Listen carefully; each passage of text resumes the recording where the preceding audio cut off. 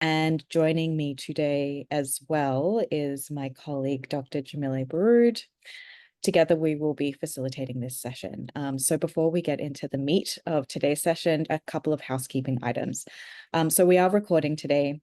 If for whatever reason you prefer not to be recorded, of course, you can turn off your video and rename yourself to make yourself less identifiable. So to do that, you can turn off your video by clicking stop video in the bottom left corner of your Zoom screen. To rename yourself, if that's what you'd like to do as well, you can click on participants in the menu on the side, hover over your name, click more, and then rename. We will also be requesting that folks mute themselves during the presentation just to keep things running smoothly. Again, if you would like to mute yourself, you can do this by clicking the mute button on your audio button in the bottom left corner of your Zoom window. For accessibility purposes as well, we do have captions enabled for this session. And so to view closed captions on Zoom, please select the show caption button in the toolbar at the bottom of the Zoom meeting. And then you can select more and then captions. Now for today's session, we will be running a Q&A as part of each presentation. And so if you do have any questions about the presentation, you can of course post them in the chat. You are also welcome to use the raise hand function that Zoom has, or you can unmute yourself and ask your question verbally, whichever mode suits you best. And so with that, we can get started. Welcome everyone. We, as usual, have our land acknowledgement. So while we may each be in different locations physically, we are all part of the UBC community in Vancouver, and the infrastructure, including our servers for this virtual work, continues to sit on the lands of the Musqueam, Squamish, and Tsleil-Waututh nations that have been on these lands for thousands of years and have looked after and stewarded these lands. So it is our privilege today to be able to connect with you all from these lands. And as we now move into our session, I'd like to warmly welcome Faiza Mufti to deliver the opening remarks as the distinguished initiator of our virtual presentations. So as the manager of learning design at LDDI, Faiza leads and manages technology-enabled learning design initiatives at LDDI and works with the team and the faculty to design courses and program for online and hybrid learning. Faiza has spearheaded AI, artificial intelligence literacy projects within our team and in our faculty. And I will say as well, coming from someone on the team, your commitment to not only Tech Expo, but to our team in general is so greatly appreciated. And we're eagerly anticipating your insights once again. Thank you, Faiza. Thank you, Gabrielle. And I will start by thanking everyone for coming. It's such a pleasure to be here as we come together to explore the exciting ways that technology can enhance teaching and learning, whether we are discussing the integration of AI, virtual and augmented realities, adaptive learning platforms, or collaborative tools. We are all witnessing the power of innovation to reshape how we teach, learn, and connect. It's so wonderful to be here in a virtual environment over Zoom and connecting with everyone. In the classroom, technology can open new worlds of possibility. It can enhance accessibility, create engaging learning environments, and allow for personalized, student-centered experiences. The incredible diversity of tools and approaches we'll be hearing about today demonstrates just how dynamic and impactful teaching with technology can be. But beyond the tools themselves, I think this event is a reminder that teaching with technology is not about simply adding new tools or platforms. It's about thinking creatively, about reimagining how we engage with students and how we support their learning journeys in meaningful, inclusive, and effective ways. I encourage you all to not only celebrate the innovations you'll see today, but also to think about how you can apply these in your own practices. We are here to learn from one another and push the boundaries of what's possible. Thank you to my team and everyone who made this event possible. And a big thank you to all our presenters for their participation, for graciously sharing their work with us. I look forward to the inspiring ideas and conversations that will unfold today. Thank you all for your attention and time. Over to you back, Gabrielle. Thank you, Faiza. We really appreciate that opening. And so as we start to move into our session today, I'll just quickly run through our agenda. So our first session today will be developing generative AI critical literacy through challenges activities, presented by Lucas Wright from CTLT and Sonya Woloshen from the Teacher Education Office here in the Faculty of Education. Our second session will be Mr. Kato, Clinical Skills with Gen AI Feedback, presented by Graham Douglas and Justin Student from Med IT and EdTech, respectively, in the Faculty of Medicine. And then our final session today will be Point Quest, UBC Point Quest, Discovering and Uncovering UBC Gems, presented by LDDI's very own Eduardo Robagliati. So before we get into each session, just a quick reminder, each session is approximately 30 minutes. So it'll be 10 minutes of presentation time, followed by about 20 minutes of Q&A. So as we said earlier, if you do have any questions, please put them in the chat. You're welcome to put your questions in there while the session is running. Otherwise, after the presentation component, myself and Jamili will be fielding questions from the group. So if you do have any questions, of course, we'll be looking at the chat, but if you would like to ask your question verbally, you're welcome to use the raise hand function or just unmute yourself and get started.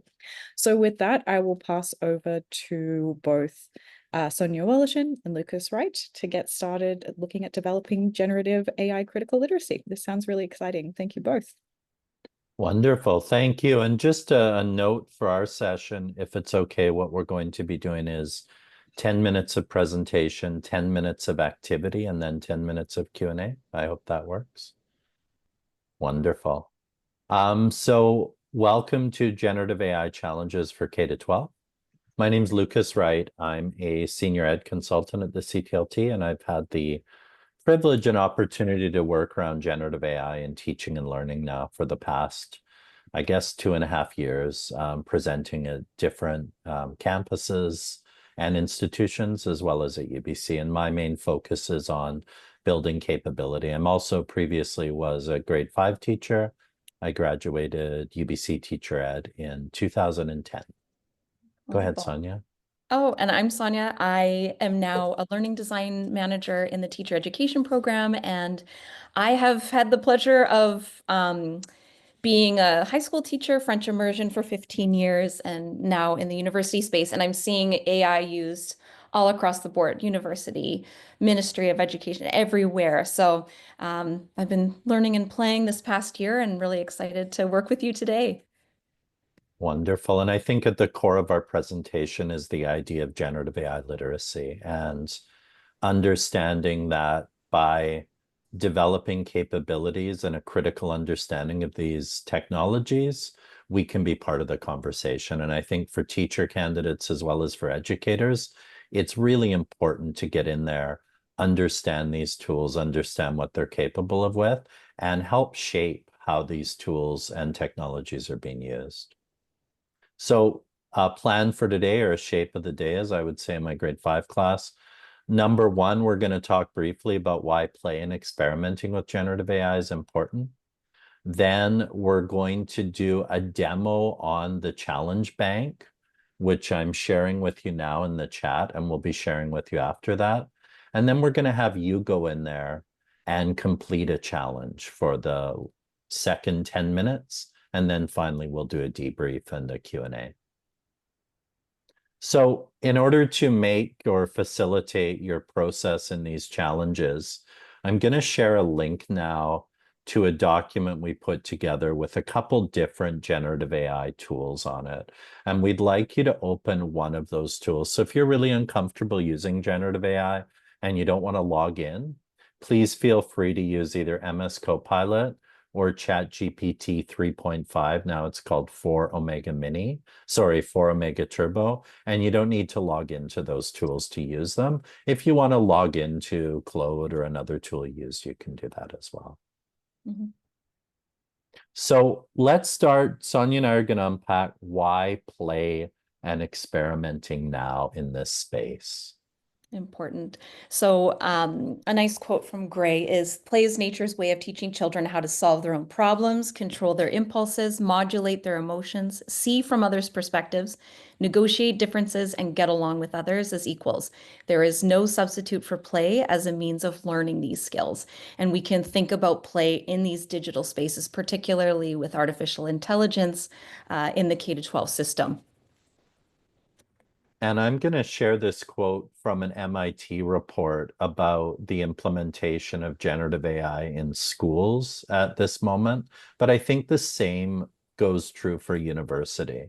So we recommend that schools pursue considered limited experimentation without making undue pedagogical or financial commitments, that schools facilitate access to AI with thoughtful guardrails, that educators should consider what productive thought students should engage in, and that industry researchers and policymakers work together to support educators and students as they adapt to this disruptive technology. So we're in this space of experimentation, and this is very different than, implementing Canvas or another tool. I think we're really at the MS-DOS stage of this technology.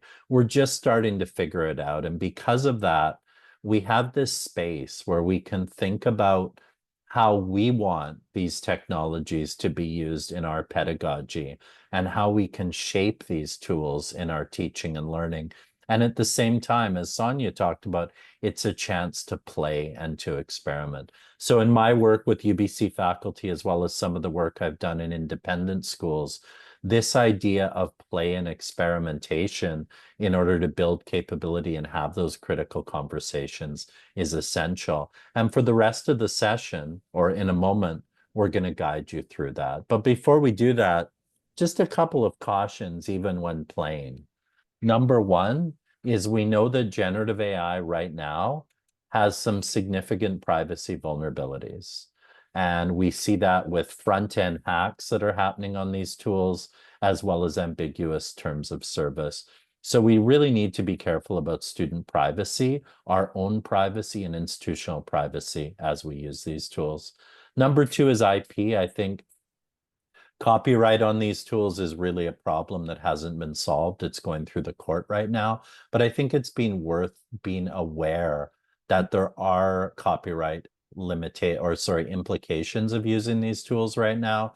And creators, particularly in the art world, are quite put off right now and concerned about how generative AI has been using their work for training. And finally, sustainability. We know that the carbon footprint of these tools is significant. So as users, we need to make choices in terms of how much time we want to spend prompting these tools and how much of an environmental impact we're willing to make. So let's talk about the challenges now.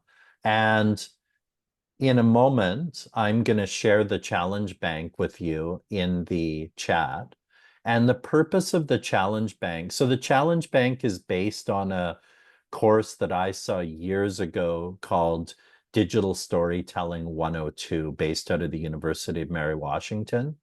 And what that course did is, rather than having students do regular assignments, they created a set of challenges. And kind of the key aspects of challenges are that they're fairly short to do, they're fairly achievable, and there's something that involves play and experimentation.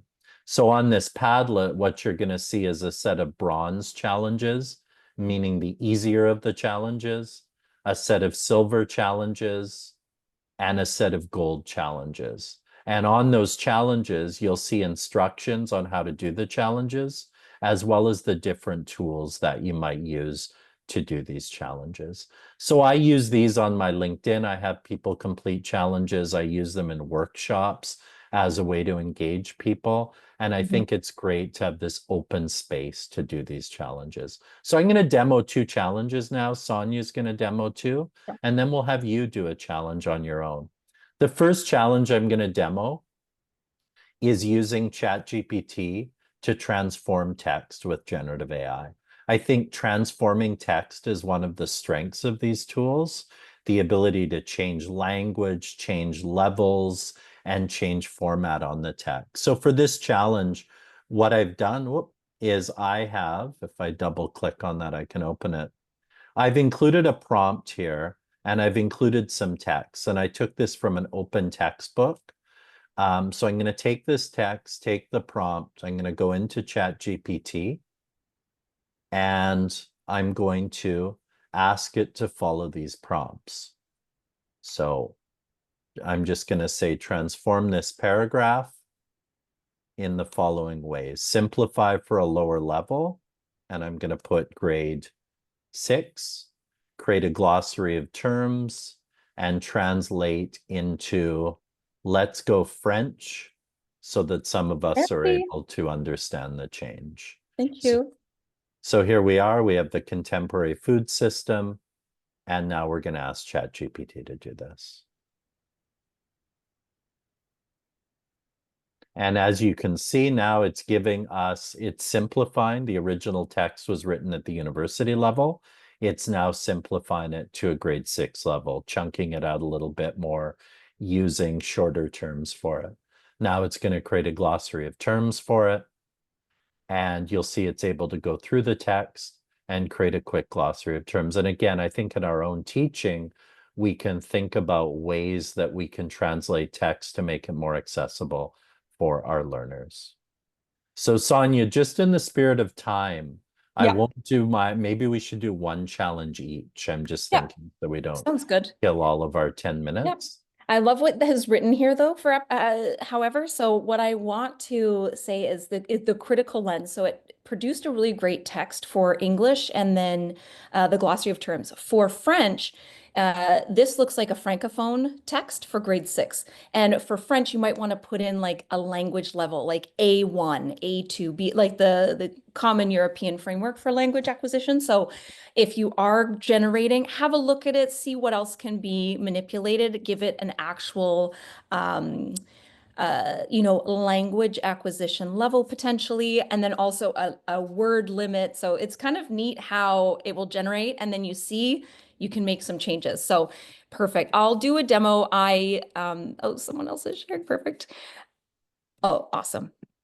And then I actually have mine ready to go. I think my window's here. Perfect. So mine that I was going to do was so a worksheet, because that's what teachers usually need. We've noticed in the teacher education program, students are actually using this. So I went to a tool called Diffit. Diffit.me. Most people, a lot of teachers are using this in K-12. So what it will do is you can put in a blank topic, you can put in an article, YouTube video, text, or a PDF, or a vocab list, and it will create anything that you want, whatever grade level for the most part. It is an American system. That said, you can adjust for language. You can even put in prompts such as, generate the story of Christopher Columbus. The reading should be framed from a decolonized lens and include Indigenous perspectives. So you can add bias measures to mitigate against what might come out of that. And it'll generate resources for you. So I've developed 2 different ones for you. This one's live. So the first one that I did was my prompt down here: write an engaging imaginative short story, grade 6, language arts, 500 words, main character, and I gave it some information. And what it generated was, the text is up here. I can download the whole thing, so I'll show you that in a moment. There's the whole story. I have not read it. I have to see. This was an image that it proposed. There are other images, but look, it does take copyrighted Dora the Explorer. But it has generated an image for this with names, the reading passage, a summary, vocab list, multiple choice questions that you can add or edit. It also creates short answer questions that you can add and edit, open-ended questions. If you click on Get Student Activities, you can request reading summaries, bubble map, graphic organizers, printable docs, Google quiz form. So you can have a series of activities that you can, pardon me, get from this material.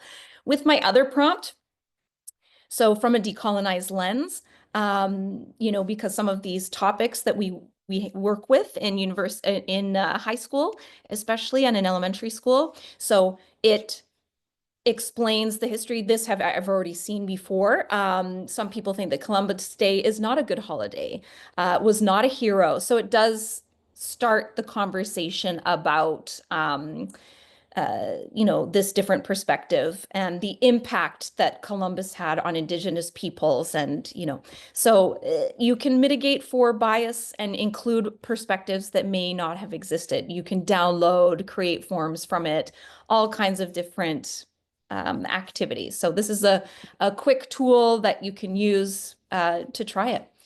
The other one that I had was generating an infographic using either ideogram or about a novel study, a visual aid. So we'll let you play, I think, now. If you want to head to the Padlet, if you feel comfortable doing so, you are more than welcome to try one of the tools and one of the challenges. So we'll time it maybe 8 minutes-ish, do you think? Yeah, okay, thank you, Gabrielle. I just want to mention one thing there. So with the Padlet, so again, select one challenge. If some of these challenges require a login to a tool, so for example, the Claude challenge, you need to log into Claude. If you want to do that, that's fine. If you don't want to, there's some challenges that just use ChatGPT. If you want to see the whole challenge, click on the Padlet link, and then you'll get to the whole challenge. You can copy paste the prompts. So And if you don't, yeah, go ahead. I was just going to say some of the tools that I use do require a login, but you can do the same challenge in the free version of ChatGPT, and it will produce information that you can use to format yourself. So try that as well. And then we'll just get 1 or 2 folks to share back. Once you've done this, we'll give you 7 minutes. And what we'll do is if you have questions while you're doing that, please feel free to unmute yourself and ask them or throw them up in the chat. And then we'll do a Q&A after. Go ahead.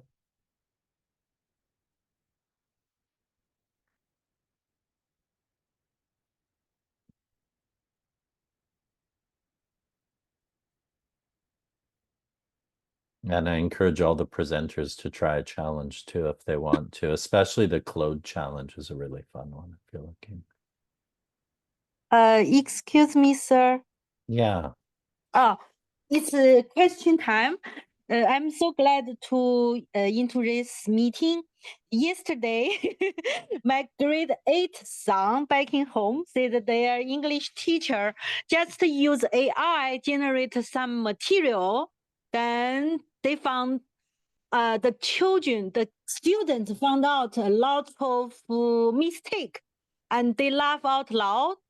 And I'm wondering, the AI trustworthy, do we trust what AI generate is correct, or teacher has to do something afterward? You have to and review. maybe maybe it take more time to review what AI generated than what teacher just Google by themselves and organize by themselves. I'm not sure,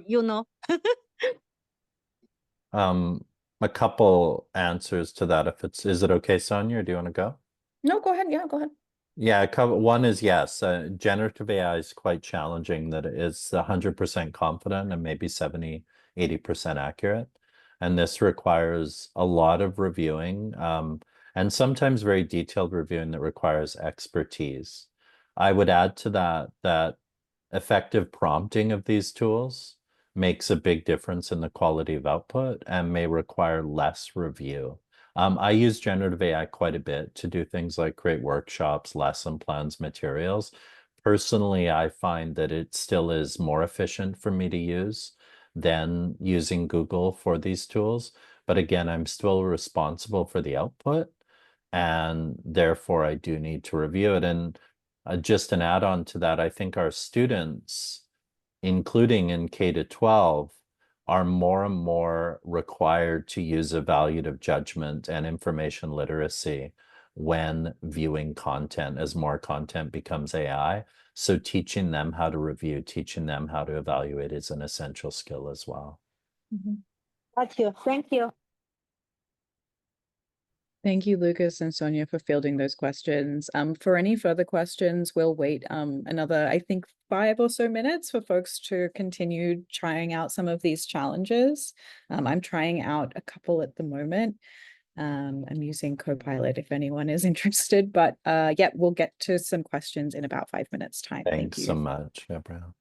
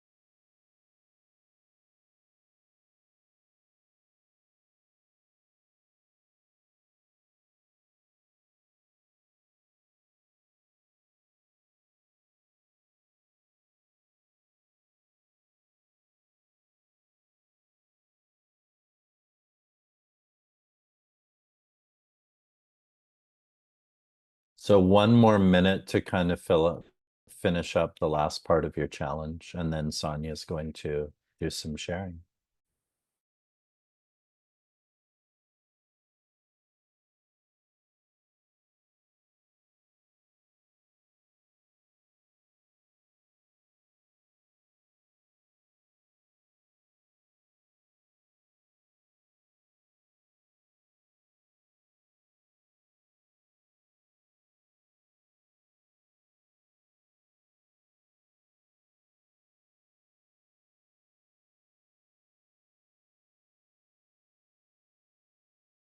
All right, over to you, Sonya, and hopefully everyone had a chance to do a challenge. Something. Would anyone like to share? I think what we've seen is that you do have to review, but once you start using certain tools, if you feel comfortable doing so, you start to see what kind of prompting needs to happen. Is there anyone that would like to share what they did, either in the chat or hopping on the mic? I'm actually happy to jump in Sure, if that's sure. okay. So I did a silver challenge. I think I was looking at or maybe not. Oh, the tutor one, Gen AI as a tutor. So the example that was given was math. I didn't want to embarrass myself with how bad my math is for how old I am. So I went with a language, and I was asked for a Spanish lesson. It was pretty good. It sort of gave me I asked for some, really beginner A1 level vocabulary. It gave me some questions. I asked if I could practice with it. I did. And then it got to a point where it started asking me more follow-up questions that it hadn't taught me yet. So I appreciated that it actually followed what it had set out originally, but I got to the last question and then it kept asking follow-up questions in Spanish, and I don't have the vocabulary. So I appreciated it, but I was sort of wondering how, when you've maybe done these challenges with folks, how students are sort of experiencing this particular challenge. Mm-hmm. No, thank you so much for sharing out.